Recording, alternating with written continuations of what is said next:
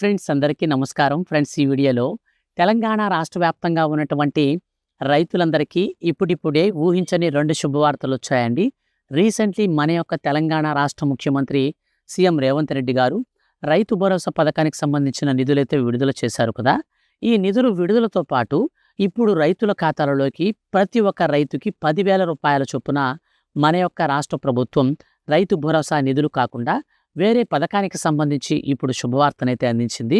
మరియు ఈ యొక్క 2 అప్డేట్స్‌కి సంబంధించి మన యొక్క తెలంగాణ రాష్ట్ర ముఖ్యమంత్రి సీఎం రేవంత్ రెడ్డి గారు రేపటి నుంచి అందరి ఖాతాలలోకి ఈ 2 పథకాలకు సంబంధించిన నిధులు కూడా జమవుతాయని మనకు ఉత్తర్వులైతే జారీ చేశారు. అలాగే మీకు గనక ఈ రైతు భరోసా డబ్బులు ఇప్పటి వరకు ఖాతాల్లోకి పడకపోతే మీరు ఏం చేస్తే డబ్బులు పడతాయో కూడా నేను మీకు వీడియో చేసి క్లారిటీగా అయితే ఇప్పుడు నేను ఈ వీడియోలో మీకు నేను ఎక్స్‌ప్లెయిన్ అయితే చేస్తాను. కాబట్టి స్కిప్ చేయకుండా కంప్లీట్‌గా చూడండి.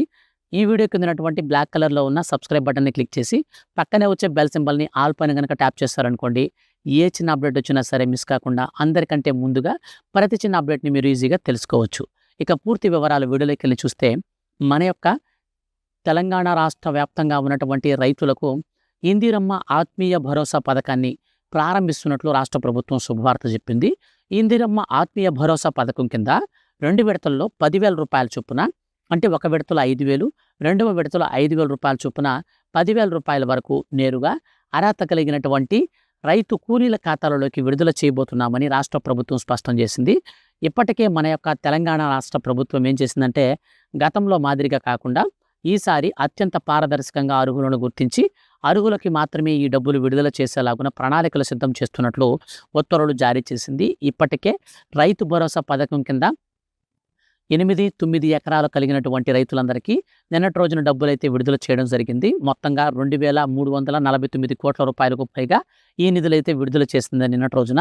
మన యొక్క తెలంగాణ రాష్ట్ర వ్యాప్తంగా ఎవరికైతే రైతు భరోసా పథకానికి సంబంధించిన డబ్బులు పడలేదో వాళ్ళకి గనక ఈకేవైసీ పెండింగ్ ఉంటే వెంటనే ఈకేవైసీ చేసుకోండి. అలాగే మీరు భూమిని వ్యవసాయం కనుక కాకుండా వ్యవసాయేతర పనుల కోసం కనుక వాడుంటే మాత్రం ఖచ్చితంగా అది కూడా ఒకసారి చెక్ చేసుకోండి. మీకు గనక వెబ్ ప్లానింగ్ అనేది లేకపోయినా లేదా ఎన్‌పిసిఐ మ్యాపింగ్ అనేది లేకపోయినా ఈ 3 గనక లేకపోతే మీకు డబ్బులు ఇప్పటికీ ఖాతాల్లోకి అయితే వచ్చుండవు. ఒకవేళ ఇవి గనక మీకు గనక ప్రాబ్లం గనక అయితే మాత్రం వెంటనే ఇవి చేసుకోండి. నేరుగా మీ ఖాతాలలోకి డబ్బులు కూడా అయితే వస్తాయి.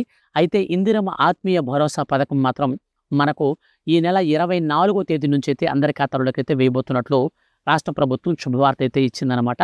వీటితో పాటుగా ఇప్పటికే మన యొక్క తెలంగాణ రాష్ట్రంలో అకాల వర్షాల వల్ల పంట నష్టపోయినటువంటి 2025, 26 ఆర్థిక సంవత్సరానికి సంబంధించి ఎవరైనా పంట కనుక నష్టపోయి ఉంటే అటువంటి వారికి ఇన్పుట్ సబ్సిడీ కింద పంట నష్ట పరిహారాన్ని కూడా అందివ్వాలని ఒక్కొక్క రైతు ఖాతాలోకి గరిష్టంగా 1 ఎకరా పొలం కలిగిన వారికి రూ. 10,000 నుంచి రూ. 17,000 వరకు పంట రకాన్ని బట్టి మన యొక్క తెలంగాణ రాష్ట్ర ప్రభుత్వం అయితే డిసైడ్ చేసి నేరుగా వారి ఖాతాల్లోకి అమౌంట్స్ అయితే వేయబోతున్నారు.